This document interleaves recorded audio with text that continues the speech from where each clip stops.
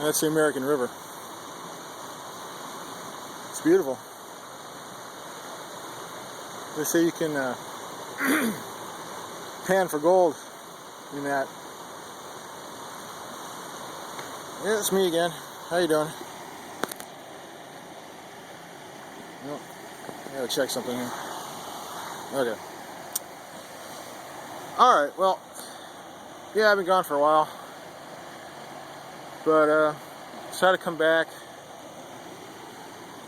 Sun. Thought I'd blog on what I'm doing or trying to do and see what happens. I got nothing else left to give.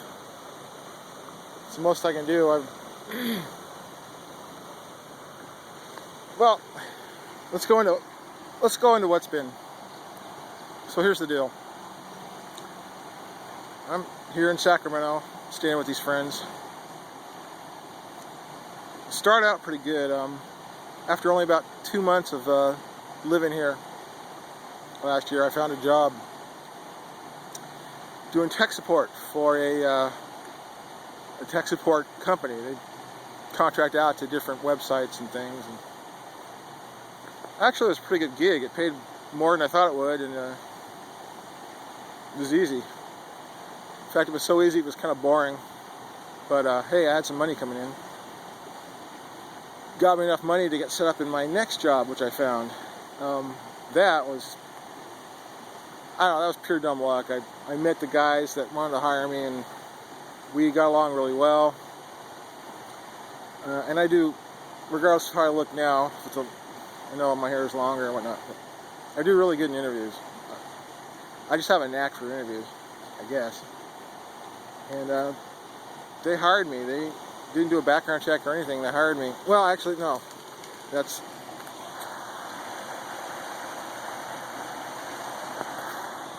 thought you might want to check out the ducks. They wanted to hire me very badly. I actually had a chance to talk to the CEO, who was a family business, and big family business. And I had a chance to talk to him. I got along with him really well. So they wanted to hire me.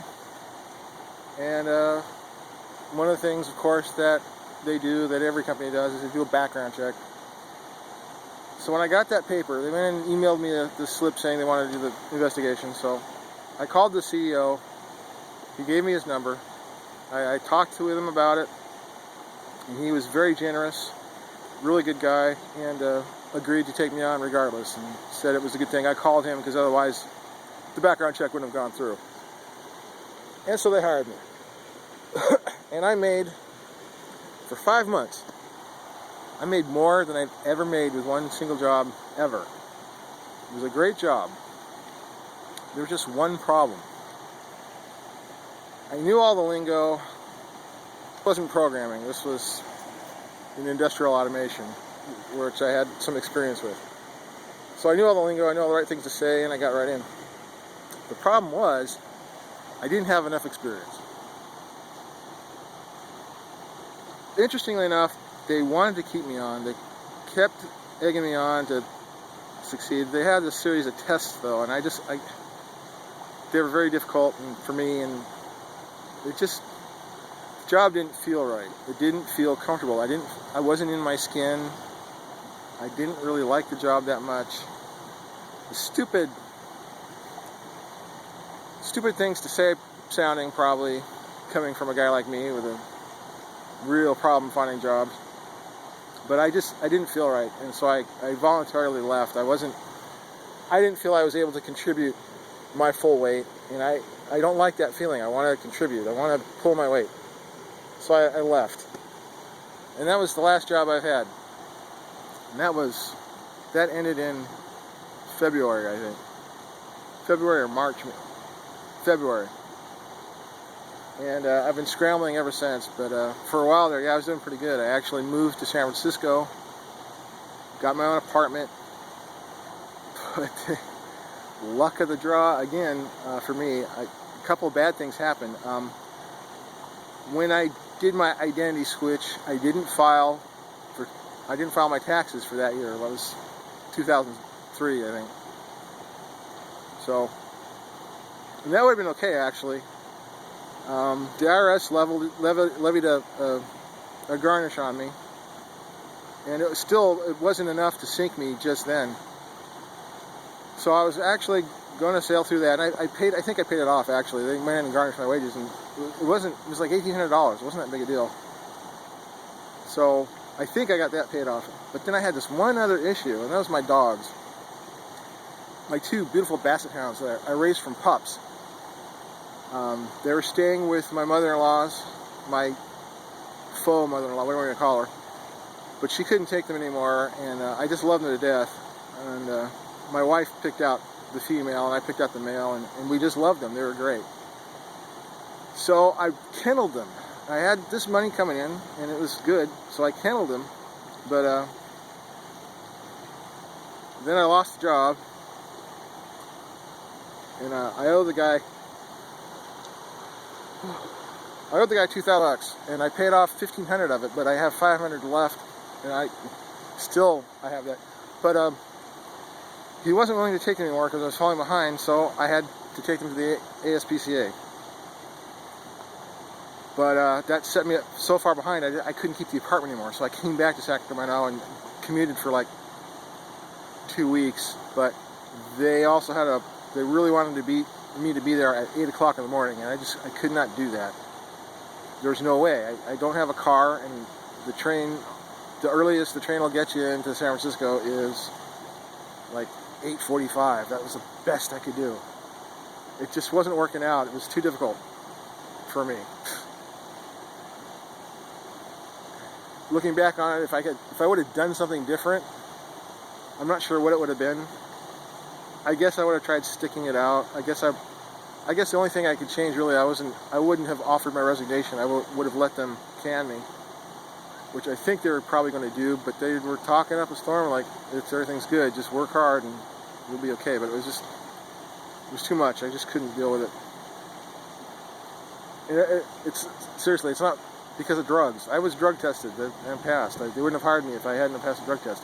My problem is not with drugs and alcohol. My problem is just, I don't know what my problem is. I'm an idiot. Well, I got one last shot. I got actually 2 possibilities. One, however, is a contracting job in Oregon, which I'd love to take, but they're going to do a background check, and they're contractors with the U.S. Army Corps of Engineers, and I don't know that they're going to want to touch me.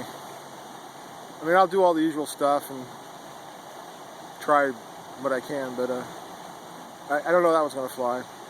Then I have this other opportunity in Minnesota, or actually no, Michigan. Somewhere near Ann Arbor, small town. That one looks real good. They like me. They're going to do a video conferencing interview with me tomorrow. So I got to get cleaned up and get ready for that. I got to set up Skype, which I hate, but okay. So assuming that goes well, then assumably they'll do a background check on me as well. That one, I'm going to work with the recruiter, see what we can do, see if he'll even carry it. That one has a slight possibility of working, I think. And if that one flies, great. I have one last hurdle. That's getting my ass up there and finding a place to live. I'm going to talk to them and see if they'll work with me on that. Maybe give me an advance or something. I don't know if they'll be willing to do it, but it's the only shot I got. But that, my friends, is my best shot in hell. That's the best I can do right now. If that doesn't work, I think I've been getting hints from my people here that it's time to move on. And they're a couple of manic depressors anyway, and living with them is sheer hell. I don't know how I've been able to put up with it, but I didn't have a choice, obviously. But if I can't pull this together, I don't know. I'll be homeless. I can get on food stamps, I guess. And I've decided I'm going to try to keep this blog going as much as I can. I suppose finding internet access will be difficult. I think it's possible, though. I think it'll be interesting. It's the only thing I have to give that would be worth anything to anyone, so I'm going to do it. And it might be fun. Well, I don't know about fun, but it might be interesting. I'll video record when I go in and apply for my food stamps if that day comes, which probably will fairly soon, and we'll see. Yeah, it could be interesting. I don't know. Well, that's it for now. I'll talk to you later. Have a good one.